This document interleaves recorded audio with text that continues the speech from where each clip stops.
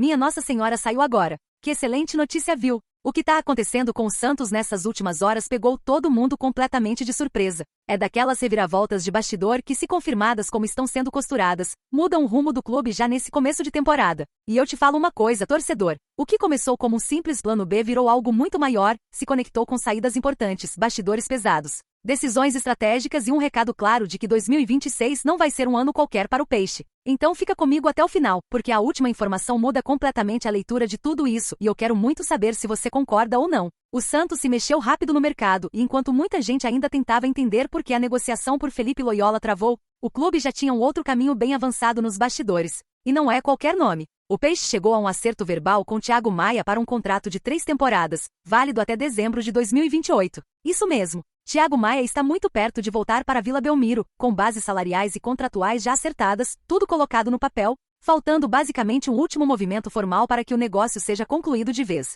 Thiago Maia está em fim de contrato com o Internacional, vive um momento de incerteza por lá e deixou muito claro que quer voltar ao clube que o revelou. O desejo do jogador pesou, e pesou muito, tanto que ele recusou uma proposta do futebol mexicano para priorizar o Santos. E isso não é detalhe pequeno. Em um mercado cada vez mais inflacionado, ver um atleta abrir mão de dinheiro para apostar em um projeto diz muito sobre o que está sendo desenhado para 2026. O Santos já apresentou ao staff do jogador uma proposta concreta de 3 anos, o contrato já está pronto. E agora o clube se prepara para enviar a oferta oficial ao Internacional. Mesmo com Thiago Maia em fim de vínculo, o Inter tenta uma compensação financeira para liberar o volante. Do lado santista, a estratégia é clara: aproveitar a situação contratual e a vontade do atleta para fechar o negócio pelo menor valor possível. É uma negociação de paciência, mas que está muito bem encaminhada. E quando a gente olha o contexto, tudo faz ainda mais sentido. Thiago Maia não voltaria para qualquer cenário. Ele quer fazer parte de um projeto que já conta com Neymar e Gabigol, 2 nomes que por si só mudam o peso do elenco. A ambição do clube e a forma como o Santos passa a ser visto dentro e fora do Brasil.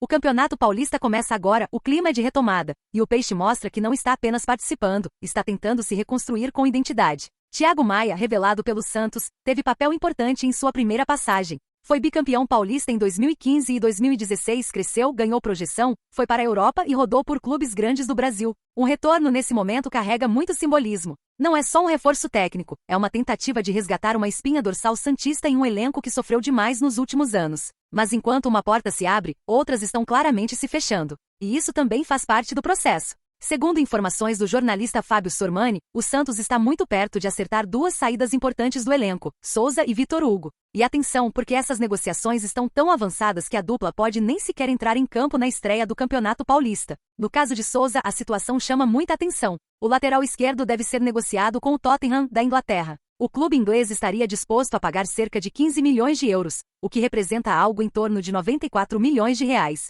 É uma venda pesada, uma daquelas que impactam diretamente o caixa do clube. Internamente, a diretoria entende que esse valor é difícil de recusar, ainda mais dentro de um planejamento que busca equilíbrio financeiro sem abrir mão de competitividade. Já Vitor Hugo vive outro contexto. Emprestado pelo Flamengo até julho de 2026, o meia não conseguiu se firmar no Santos. Foram apenas 9 partidas em 2025, sem gols ou assistências, e uma clara perda de espaço com Juan Pablo Vojvoda. O Flamengo, detentor dos direitos do jogador, avançou nas negociações para vendê-lo ao Atlético Mineiro, em uma movimentação que tem o aval direto de Jorge Sampaoli. E aqui entra um ponto importante. Sampaoli foi o treinador sob o qual Vitor Hugo viveu o melhor momento da carreira, em 2023, quando teve sequência, confiança e protagonismo. No Santos, esse cenário nunca se repetiu. A avaliação interna é de que não fazia sentido exercer a cláusula de compra de um atleta que não correspondeu tecnicamente. Ainda assim, o Peixe receberá uma taxa de vitrine, o que ajuda a fechar essa conta. A diretoria trata essa saída como algo natural. O Santos libera espaço no elenco, ajusta a folha salarial e permite que o jogador siga um caminho onde pode render mais.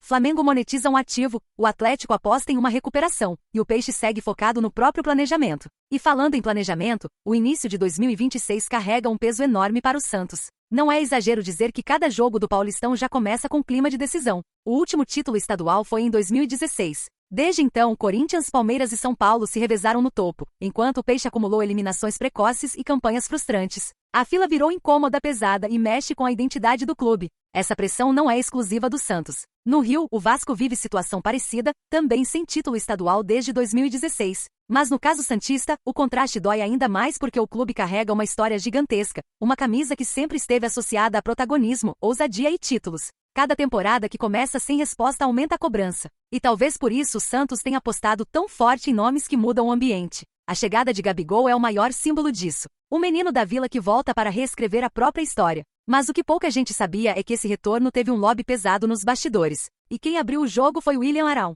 Arão revelou que ajudou diretamente na negociação para convencer Gabigol a voltar ao Santos. Os dois foram companheiros no Flamengo, têm relação próxima, e as conversas aconteceram de forma natural, quase como uma resenha entre amigos. Arão contou que após um jogo contra o Cruzeiro, falou pessoalmente com Gabigol, comentou sobre felicidade, ambiente de trabalho e deixou claro que as portas do Santos estariam abertas caso ele quisesse mudar de rumo. Segundo Arão, ele sempre deu essa puxada, sempre reforçou a ideia de vencer feliz. Quando Gabigol acertou com o Santos, Arão fez questão de mandar mensagem, elogiou o elenco e demonstrou confiança no projeto. Ele também revelou algo curioso. Quando ainda estavam no Flamengo, Gabigol dizia que Arão tinha a cara do Santos e que um dia jogaria lá. 4 anos depois, os dois se reencontram na Vila Belmiro. E dentro de campo, Arão deixa claro que não vê problema nenhum em correr mais para deixar Neymar e Gabigol mais livres. Ele foi direto ao dizer que o trabalho dele é roubar bola e o dos atacantes é fazer gol. Essa mentalidade mostra um elenco que, pelo menos no discurso, entende seus papéis e parece disposto a se sacrificar por algo maior. Nem tudo, porém, são boas notícias no mercado. O nome que chegou a ser especulado e aprovado internamente foi o de Gustavo Scarpa. Mas, segundo o jornalista Fred Augusto, o meio-campista não demonstrou interesse em jogar no Santos. O clube chegou a fazer contatos diretos com o jogador, tentou convencê-lo, mas não houve avanço. Importante destacar que o Santos nem sequer procurou oficialmente o Atlético Mineiro para abrir negociação, justamente porque a resposta inicial do atleta não foi positiva. Scarpa segue no Galo, onde teve números consistentes em 2025, com 66 jogos, 3 gols e 12 assistências. A diretoria santista enxerga nele um jogador de alto nível técnico, mas entende que não faz sentido insistir quando o próprio atleta não demonstra vontade de vestir a camisa. Tudo isso mostra um Santos em movimento, tomando decisões difíceis, abrindo mão de algumas peças, apostando em outras, e tentando equilibrar emoção com razão. O possível retorno de Thiago Maia, as saídas de Souza e Vitor Hugo, o peso de Gabigol e Neymar, o discurso de Arão, a pressão por títulos. Tudo se conecta em uma mesma narrativa. 2026 é um ano de reconstrução, mas também de cobrança máxima. Agora eu quero saber de você, torcedor. Você aprova o retorno de Thiago Maia? Acha que o Santos faz certo em vender Souza por esse valor? Vitor Hugo deveria ter tido mais chances? Gabigol e Neymar juntos são suficientes para mudar o patamar do time? Deixa sua opinião nos comentários, porque essa conversa não pode parar aqui. Quero muito ler o que você pensa sobre tudo isso e entender se você acredita que dessa vez, o Santos está no caminho certo.